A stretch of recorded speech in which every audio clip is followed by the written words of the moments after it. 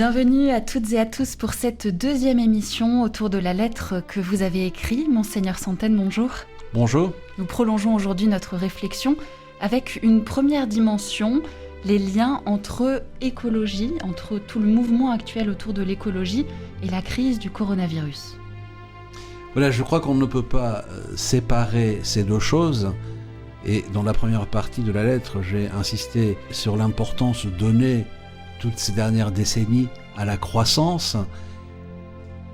C'est là, à mon sens, que se trouve le lien entre la crise actuelle et la question écologique. C'est qu'une trop grande croissance économique, le primat donné à l'économie, a profondément perturbé le système écologique. Si bien que cette perturbation du système écologique a fait disparaître un grand nombre d'espèces. Et la charge virale des espèces disparues se répercute sur les espèces vivantes. C'est-à-dire les virus qui étaient sur les espèces qui ont disparu s'en prennent aujourd'hui aux espèces vivantes. Donc je crains qu'à l'avenir, nous ayons d'autres crises comme celle que nous traversons aujourd'hui, parce que plus les espèces vont continuer à disparaître, et plus les virus qu'elles portaient s'attaqueront aux espèces subsistantes, et donc aussi à l'espèce humaine. C'est exactement ce qui s'est passé en 541, au moment de la peste qui a ravagé l'Empire romain et qui a accéléré son déclin. Le vecteur de la peste, c'était les puces. Les puces se sont d'abord attaquées aux rats, et lorsque les rats ont disparu, lorsque les rats ont été exterminés par la peste, les puces se sont attaquées aux hommes. Et la peste a fait des ravages considérables dans l'Empire romain.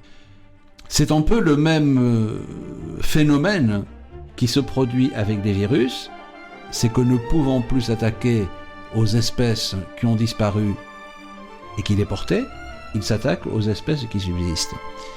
Il y a aussi un deuxième phénomène qui lie les crises sanitaires présentes et à venir à la question écologique, c'est le réchauffement climatique, qui a pour conséquence, vous le savez, la fonte du permafrost, c'est-à-dire des terres quasi polaires qui sont gelées depuis des milliers, voire des millions d'années. Il y a pris à l'intérieur de ces terres des corps qui ne se sont pas décomposés parce qu'ils ont été congelés et qui sont chargés de virus. De virus qui existaient il y a des milliers ou des millions d'années et que nous ne connaissons même pas, que nous sommes totalement incapables d'appréhender aujourd'hui et de traiter. La fonte du permafrost va entraîner la décomposition des corps qui sont enterrés et congelés à l'intérieur du permafrost, et les virus dont sont porteurs ces corps risquent à ce moment-là de se développer et de se répandre à la surface de la Terre. Il y a eu une première alerte il y a quelques années où un cerf qui était congelé dans le permafrost s'est décongelé en Sibérie. Ce cerf était mort de la peste et tous les cervidés de la région ont disparu. Il semble même que cette peste se soit attaquée à l'homme et qu'il y ait eu une victime. Mais à l'avenir, nous ne savons pas quelle surprise nous réserve tout ce qui est congelé à l'intérieur du permafrost. Et à cela s'ajoute notre système mondialisé qui accélère potentiellement la circulation de tous ceux. Voilà, c'est toujours lié à l'économie. Le commerce international, la suppression des frontières, qui fait que les denrées et les personnes parcourent aujourd'hui le monde sans difficulté, accélère le processus épidémique, pandémique. À l'époque de Marco Polo, si un virus apparaissait en Chine, il mettait des dizaines d'années avant d'arriver en Europe. Aujourd'hui, un virus apparu dans une lointaine province de la Chine devient un problème mondial, un problème universel, un problème au niveau de la planète tout entière en quelques semaines.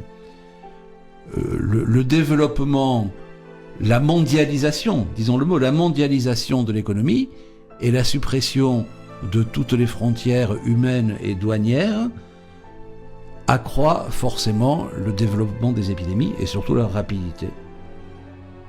Dans cette lettre, je le rappelle, publiée en septembre, vous dénoncez aussi l'injustice de ce système actuel. Nous sommes en face d'un système qui est complètement injuste. Le pape, dans son encyclique sur l'écologie, dit que le cri de la terre s'unit au cri des pauvres. Et c'est exactement ce que nous voyons. La mondialisation de l'économie crée un sous-prolétariat qui vit dans des conditions extrêmement précaires, qui crie sa souffrance en même temps que nos voyages et l'importation des denrées fabriquées dans ces pays accroissent le réchauffement climatique et l'empreinte carbone de tout ce qui est consommé ici. Mais cette injustice, ce n'est pas uniquement à l'égard des hommes qu'il faut la dénoncer. À mon sens, l'injustice la plus grave est l'injustice qui est faite à Dieu. C'est-à-dire que dans notre société, l'homme prend la place de Dieu, l'économie a pris la place de Dieu, a chassé Dieu. Et pour que tout marche dans un fonctionnement harmonieux, il faut que chacun retrouve sa véritable place. Et l'exil qui a été fait de Dieu est un manque de justice. La vertu de religion est un des éléments de la vertu de justice. C'est la justice rendue à Dieu. Et la première justice à rendre à Dieu, c'est de considérer qu'il a la première place, ne pas vouloir la prendre, ne pas vouloir créer un monde sans Dieu. Un monde sur lequel Dieu règne est un monde nécessairement harmonieux et bienfaisant. Face à ces constats graves que vous dressez, comment rester dans l'espérance ? Ma lettre pastorale invite justement à passer de l'optimisme à l'espérance. L'optimisme, c'est croire à ce que l'on fait soi-même, à ce qu'on peut réaliser soi-même. L'espérance, c'est mettre notre foi dans ce que Dieu réalise et dans ce qu'il réalise même à notre insu. Et il faut comprendre, comme chrétien, qu'à travers tous ces malheurs apparents, la réalité, c'est que Dieu nous sauve. De l'optimisme à l'espérance. Dans une situation qui ressemblait beaucoup à la nôtre, la fin de l'Empire romain, l'époque de Saint Augustin qui a vu la chute de Rome et la chute de l'Empire, et qui avait compris bien avant Paul Valéry, à travers son expérience personnelle, que les civilisations sont mortelles. Saint Augustin disait « Dieu t'a promis un royaume éternel pour que tu ne périsses pas avec les royaumes terrestres. » Et l'espérance, c'est vraiment ça, ne pas mettre notre assurance, ne pas mettre tout notre espoir dans les royaumes terrestres qui disparaissent les uns après les autres, ne pas mettre notre espoir dans des civilisations qui par nature sont éphémères, mais mettre vraiment notre espérance. L'espérance n'est pas l'espoir, ni l'optimisme. L'espérance est une vertu théologale. Mettre notre espérance en ce que Dieu fait pour nous. C'est le message que la Bible nous donne du livre de la Genèse au point final du livre de l'Apocalypse.